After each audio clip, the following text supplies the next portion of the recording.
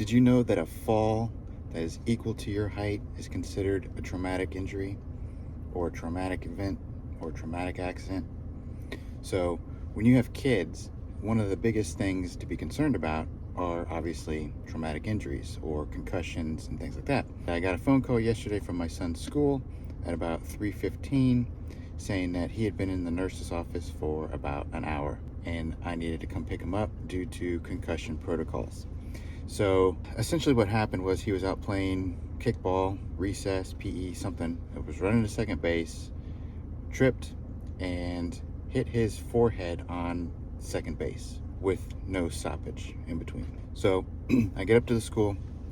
Luckily I was working remote, and they tell me, they filled out this chart.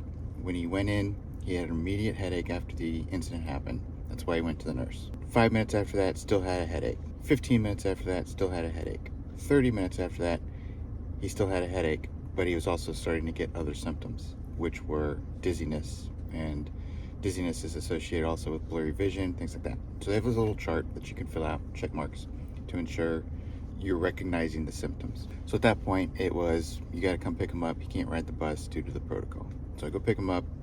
He's still got a headache. He's still feeling a little dizzy. No physical activities are allowed. No concentration things. No video games, things like that. It's basically sit on the bed, sit on the couch, and watch mindless cartoons or something. So of course, when we get home, first thing he wants to do is jump on and start playing video games. At this point, I've given him Tylenol, so always make sure you have some kids Tylenol, and also keep in mind he's 8 years old.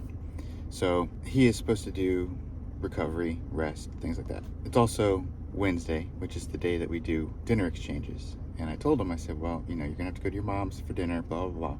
He was a little grumpy, which is another sign that you need to kind of pay attention to, because irritability and mood changes are one of those things where it could be a symptom of the concussion. So check out the CDC's website, look for concussion symptoms. It's one of those things that you need to be aware of, especially if you have kids, because they hit their heads all the time. But in this particular situation, he didn't have any markings on his forehead, but he did have the symptoms. So of course, he goes to dinner. I had already told him, I even told his mom as soon as it happened, like no physical activity, blah, blah, blah. And she's a nurse, she knows this stuff. And he said, okay, no physical activity, blah, blah, blah. He's just gonna play around with his Spider-Man costume or whatever. And ultimately what happened was, when I went to go pick him up, guess what? He was outside riding his scooter with his friends, running around. And I asked his mom, how's he doing? Oh, he's fine. Oh, he's fine.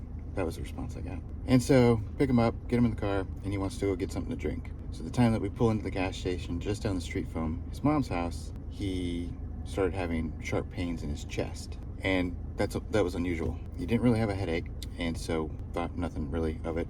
Thought maybe he was just out of breath or something. Get into the gas station, get out of the gas station, and then we're sitting in the car, and of course, it's bumper to bumper traffic because they're shutting down the road for construction. And he starts having sharp pains in his stomach, and it was in both spots. He said he was having sharp pains in his chest, sharp pains in his stomach. Nothing I can do at this point. We're literally stuck in traffic. Finally get back to the apartment, and I said, maybe you just need to poop. No, that's okay. I farted in the parking lot. that was his response. He feels better now. The minute that front door opened, he said, I gotta poop. And he ran into the bathroom and pooped. And luckily, his stomach ache went away. It was just basically indigestion because he had eaten pasta and stuffed himself and then went outside to go and play. So moral of the story is, please keep an eye on your kids. Please be responsible. Luckily, he woke up this morning and he was feeling better. But when you have a high conflict co-parent, there's really not much you can do in their parenting style. But it is something that I make note of. It is something that I put down in my logs to keep record of, especially with my particular co-parent being a nurse. She should know better. And I did put her on notice when I said no physical activity. Sent her the screenshot, sent her a picture of the concussion chart that we received from his school, indicating his symptoms and all that stuff. It is what it is. But luckily, his concussion, I think, has gone away as of this morning, and obviously his poops have also subsided. So moral of the story is, keep an eye on your kids. Again, anything that's the height of the person, child, adult, doesn't matter. So if they go face first into the ground, that's a traumatic injury.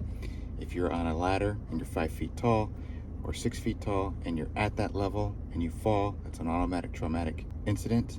So any injuries that you have would be considered traumatic injuries from that point. So be safe, take care of your kids. On to the next. All right, dads, we had another incident. So did the video in my car on the way to work probably a couple days ago. Got busy, didn't post it. And later that day, got a phone call from the nurse. And luckily, of course, my heart sank. I was like, oh no, not again. Luckily, he only spilled milk on himself and needed a change of clothes. But of course, I was at work. So later that day, I find out that he also had to go back to the nurse the same day before he spilled the milk on himself because he was having a bad headache. And the nurse did not call me about that, even though it was a day after his initial concussion. And so he was telling me that he was having issues and that's why he spilled his milk on himself. So it's one of those things where you kind of got to keep an eye out because concussions can actually increase over time. They can kind of do a cyclical reappearance. Luckily, he was fine. He got home, he relaxed a little bit, and then had baseball practice. So if he was able to do baseball practice without any symptoms, I think he's in the clear now for sure. But I just wanted to add this quickly before I posted this video because you just never know. The next, like I said, it was less than 24 hours later and he was back in the nurse's office. So just something to think about. And again, I appreciate you sticking around. All right, guys, on to the next.